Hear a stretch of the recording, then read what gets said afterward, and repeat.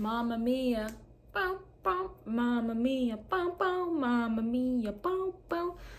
You could see me right now in the mirror that I'm staring at across the room. You'd be like, who's that nerd that's sitting there? Who is that nerd, girl?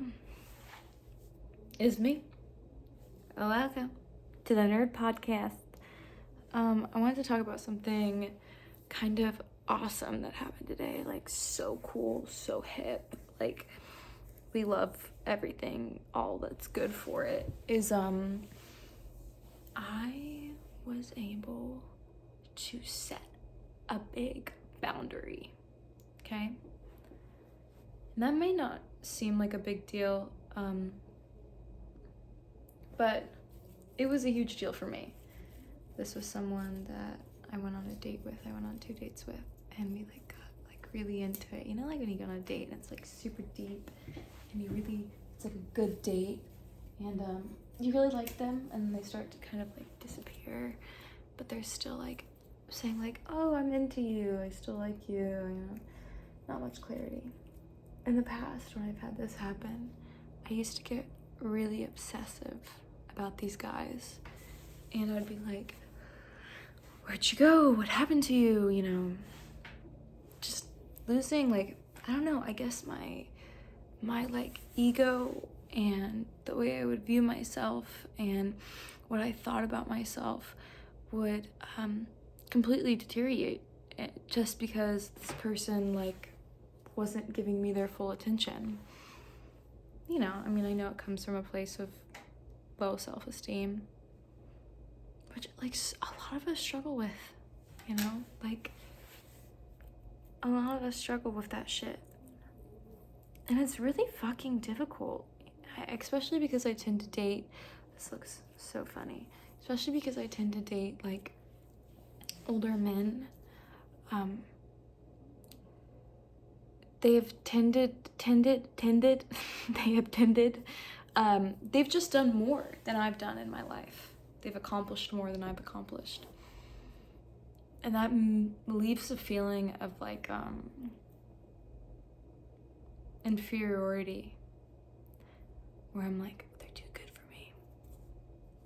They're too good. I don't like me. They're not into me.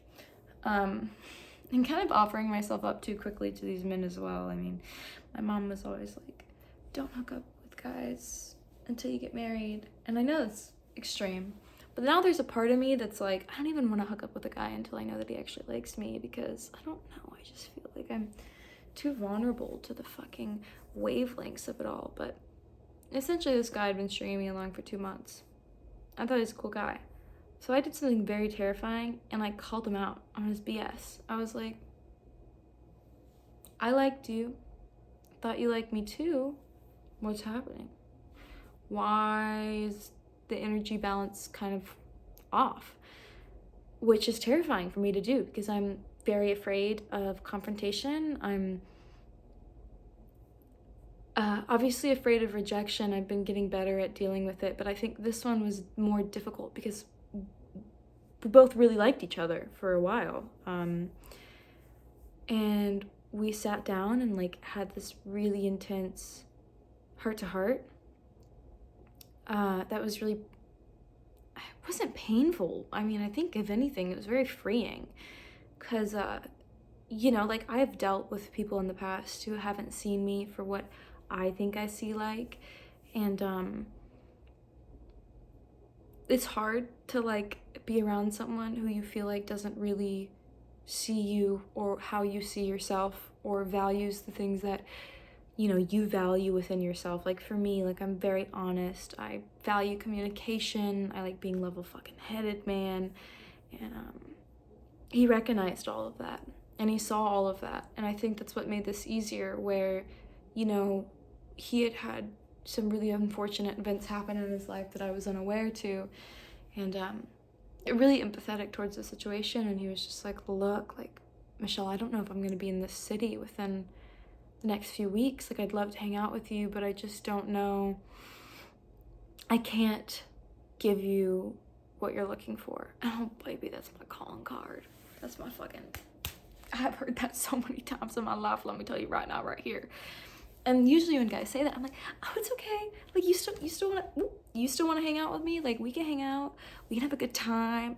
I didn't do that this time. I set my boundary. I said, I really like you. I think you're a cool person. But I don't want to continue to hang out if it's not going anywhere. And I wouldn't say that if I didn't actually really enjoy you. Because it's not me like trying to punish you. It's me really liking you and knowing that if we continue to hang out, I will only grow to have more feelings for you. So if we're not looking for the same thing, then I'm gonna have to let you go. I'm not that bitch. I am not that bitch. I am the bitch fucking sinks her goddamn anxious little claws into a man. And then whenever it ends up not working out, she like freaks out and she's like, what the fuck is wrong with me? Why? Fucking, you know, all the shit, like fucking self-pity, love galore. Like, I'm in it, I'm doing it. That's, yeah. I didn't do it this time. I let him go. I set a boundary.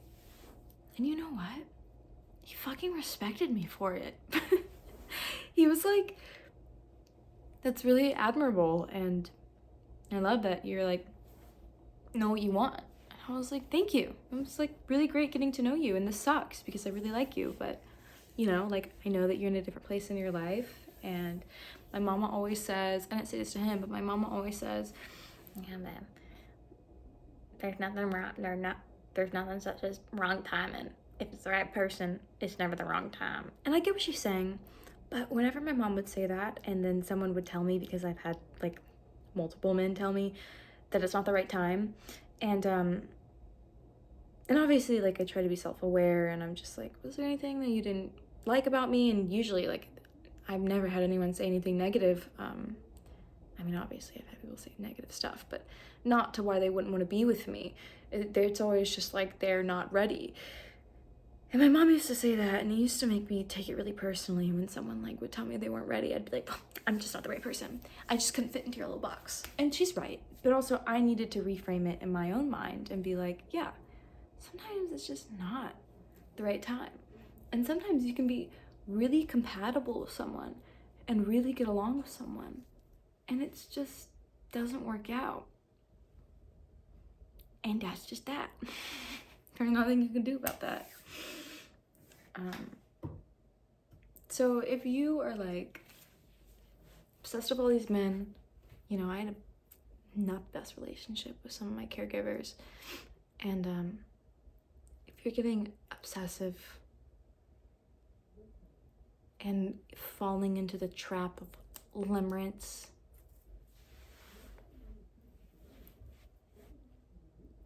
it's good to remember that they are not the prize. You are also the prize. And besides all that talk, I think another really important thing as well is that we tend to forget this, and we tend to not remember it well. But your worth is just as much as anyone else's, okay? Think about your favorite celebrity. Think about someone you've idealized, a friend, someone on the internet, some type of life you've projected onto someone. Your worth is just as much as theirs.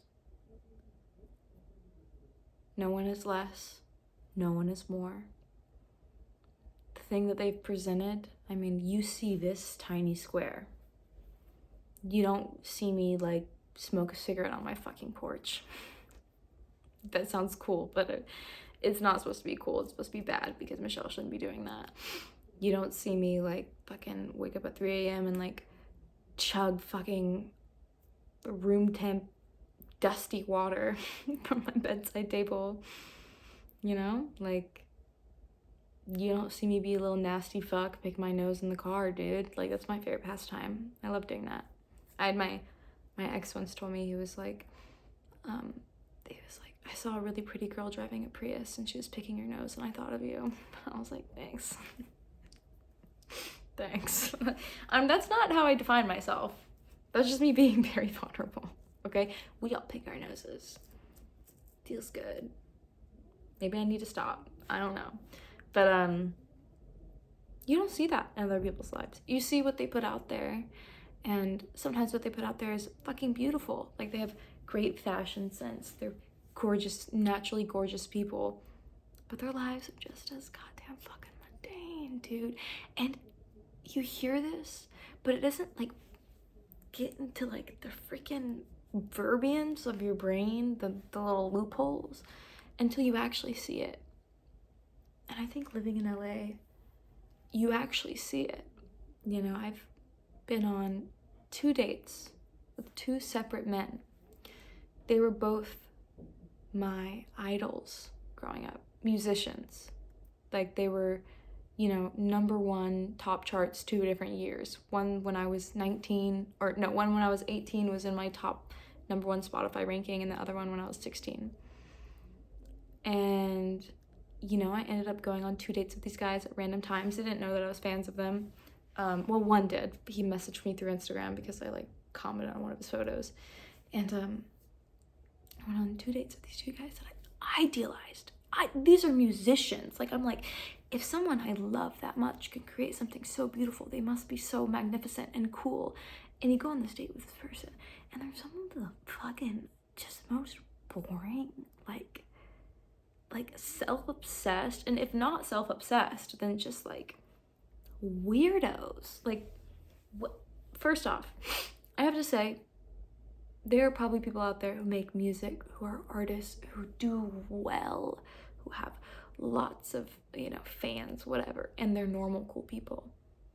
But these 2 guys I went on dates with, I mean, that's why they say never meet your idols, like, truthfully. And that was in that moment I was like, wow, these guys have so much and they still fucking hate themselves. And, like, that's not me projecting onto them. These are things that they told me, you know? I mean, amongst other fucking crazy things that happened on these dates, but just, like, they aren't happy. No one's happy. People can have things. I mean, I have things. I have a job. I have an apartment. I have this flower.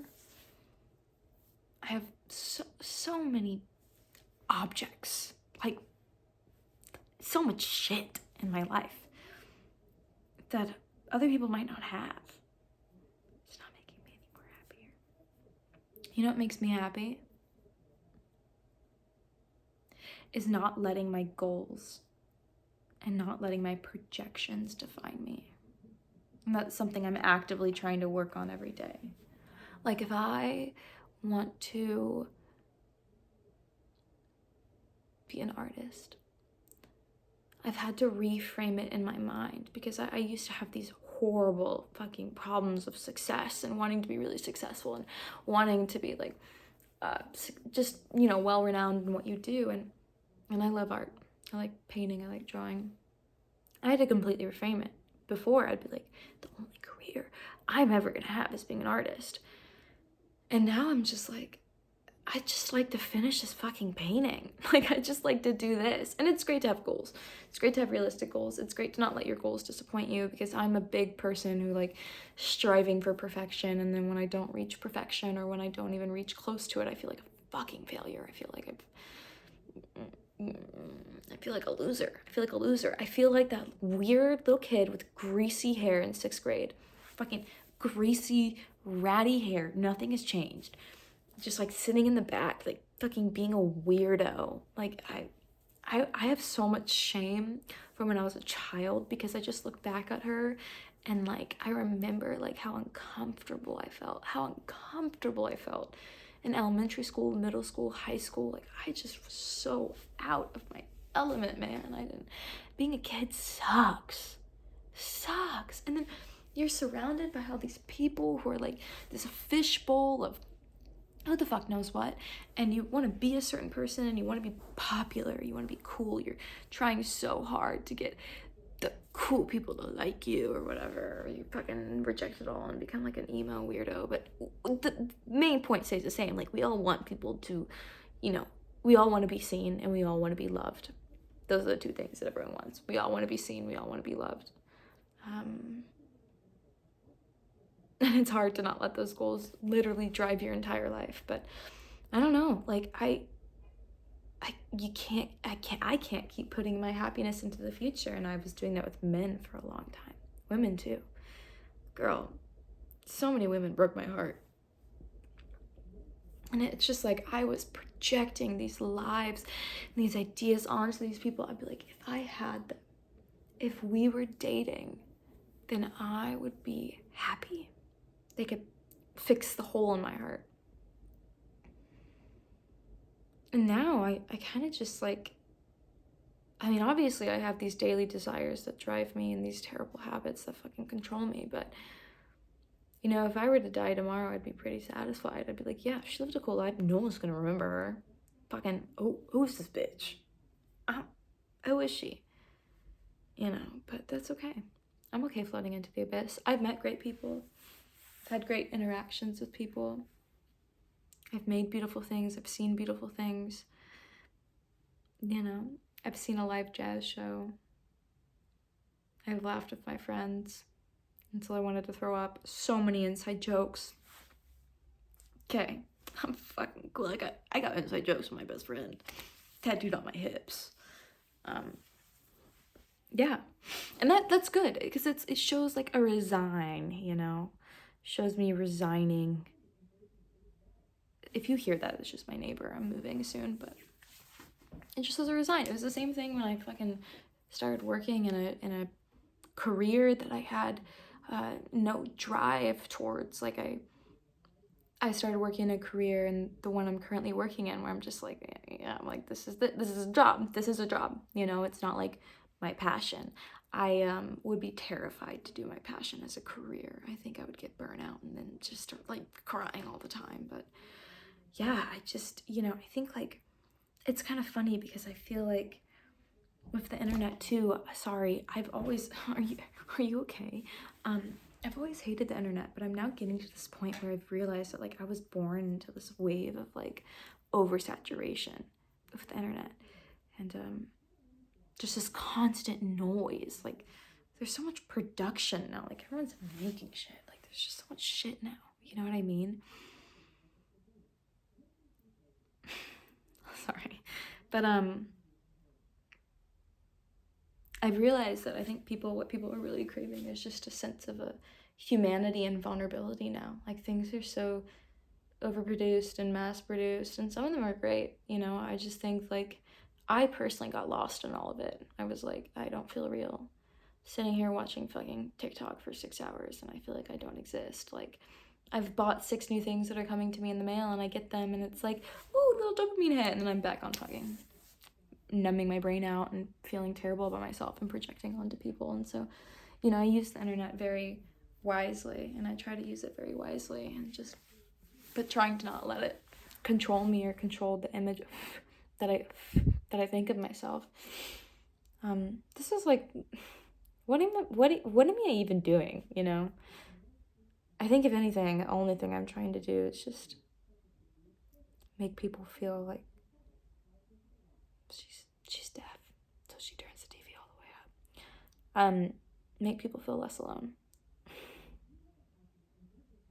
Because life is really uncomfortable and it's really weird. And I feel like we talk about it, but we don't talk about it enough, you know? God, it's so weird. It's so weird. I haven't read a book in like years. I've started like 20 books. Actually, I have finished 3 books recently, but not like a real book. Anyways, that's it. I'm really proud of myself for setting a boundary with a man and following through with that boundary. Because that's not something I would have done in the past. And if I've done it, you can do it. You know? Like, don't be chasing after people who aren't giving the same amount of energy as you are. Because you think that they're like the coolest man you've ever met, the coolest woman you've ever met. They're not. They're just a dude. They're just a person. you're probably in your head right now, you're like, yeah, but, yeah, but, yeah, but, yeah, but. I do the same shit, dude. I'm, yeah, butting it all the way to the fucking grave, you know? And they had a good fucking time because you're a cool fucking person. That's why that's such a great time when y'all hung out or did something together. And everything you're idealizing about them, this is what I do when a man breaks my heart. And it's usually not really breaking my heart when they just, you know, almost date me but don't fully date me and then kind of reject me in that way. I take a piece of them with me. I steal it.